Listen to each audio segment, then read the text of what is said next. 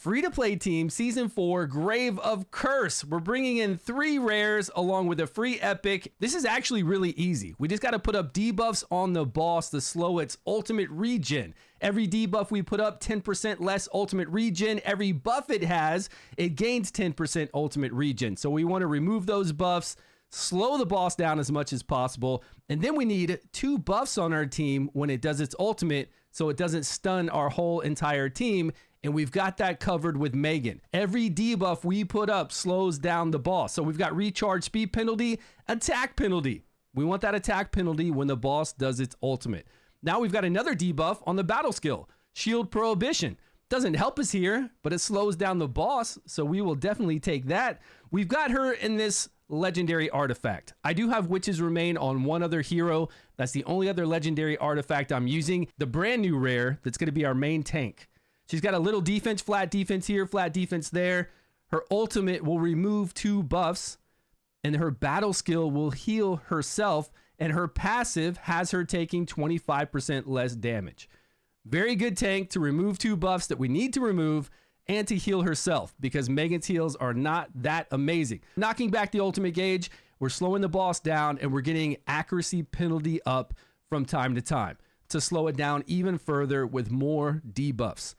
Derick. I actually really enjoy Derick. The only thing I don't like about him is he's got a 50% chance on any of his attacks to remove a buff from the enemy. I feel like that should be a little higher. It is on any attack he does, so I kind of understand why it's 50%. He does 3 attacks on his battle skill, 3 attacks on his ultimate. So we've got a pretty good chance to remove a buff, plus that rare, our tank in the front, she removes 2 on her ultimate. With them together, we're going to remove those 3 buffs every single time that the boss has, put debuffs up, and really slow them down. And Derick is trying to be kind of my main damage dealer with the slingshot on, which is an epic artifact, along with accuracy, chest piece, and I think a few other accuracy substats. He's got an accuracy lead of 40. This was a big selling point when I saw him. I said, man, we need this accuracy. We're trying to go up further in these dungeons and we don't have the accuracy we need right now because it's only day 5.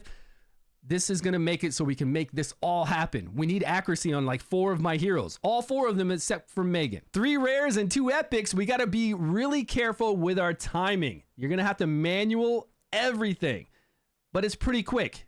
Even with manualing this, you can see at the bottom, I don't have any skills turned on. As soon as these buffs go up, try to remove them. We're going to knock back the ultimate gauge and slow with the Dree. We removed 2 with the front person. We removed another one with Derick, just his chance to remove.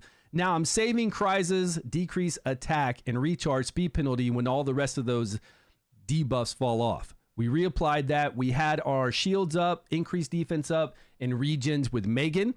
The only weird timing with this is reapplying Megan's buffs to our team. We got to have 2 buffs up when the boss does its ultimate, but we also want those regens, those heal over time, to heal our team. So we need to cast it like now and make sure that they're still on when the boss hits us, but we have enough time to get this healing in. You see the healing going? So it's really kind of, I don't know, you're going to get scared sometimes and do it too early, or you're going to do it too late and not heal your team. And that depends on whether you've got recharge speed penalty on the boss or a whole bunch of debuffs. Like right now, he's so slow, but we've knocked him back. Look at this. Right when he got those buffs, we knocked him back. Now we reapply a whole bunch of debuffs with their battle skills. We reapply right there with Kryza. And we've been getting that heal over time in because we did Megan's skill a little early to get everybody back up in health. If I did Megan's skill like a second before the boss hit us, we'd be dead. And thank goodness we have that new rare that's healing herself in the front. The one that's taking those basic attacks from the boss and those single target attacks. She's really doing a good job of healing herself and negating 25% damage. It's pretty good for her rare. And she's removing 2 buffs. Without her, this team would fall apart. That's it. This boss is already at half health. And nobody's been in real danger. Yes, we're low because Megan's not sitting there healing us all the time. But she gives us the 2 buffs we need. Otherwise, we'd have to bring in somebody else to get additional buffs for our team. And this team does bring a lot of debuffs. And this boss gets really slow. And we're low level right now, right? We're only rank 4. We just now brought our people up to 90. I've got bad gear. I haven't farmed anything. Even Grave of Venom, I went up to 8. I was trying out 9 with my team, but I haven't gone back there to do anything. I'm not trying to farm gear at this point. Just trying to do as much goblin as possible, rank up materials so I can rank up my guys from 4 to 5 when we can do that in a few days. And tomorrow we'll be able to do heretical runes, so we'll have a left side rune we can put on everyone if you don't have a good one right now. So we have ways to get stronger. We're gonna get stronger in the next few days. You're gonna be tearing through all this content. So if you're struggling right now on season 4, it's okay. It's day 5. You're supposed to struggle, and you're only supposed to go so far unless you have amazing broken legendaries to make unkillable stuff, or Snarl to make it to where you don't take damage. You know, all the cool things that some of those legendaries do, and you might have a really robust big roster, and maybe you don't have those heroes. So you need to bring in somebody else like this. We'll do more videos, whatever you guys want to see. Grave of Venom domains, Grave of Rot is a nightmare. We got to come up with a way to do that. It's free to play, but I think this is a really good team. We're using 4 heroes that, well, 3 rares and 1 epic that you get for free, and then Derick. So if you don't have Derick, then we can bring in somebody else that can remove a buff and then do some damage for us. We'll be fine. Stage 7, free to play heroes. We only have 2 more stages, 8 and 9, and we're only on day 5. We're going to get so much stronger. Our artifacts are going to go up higher.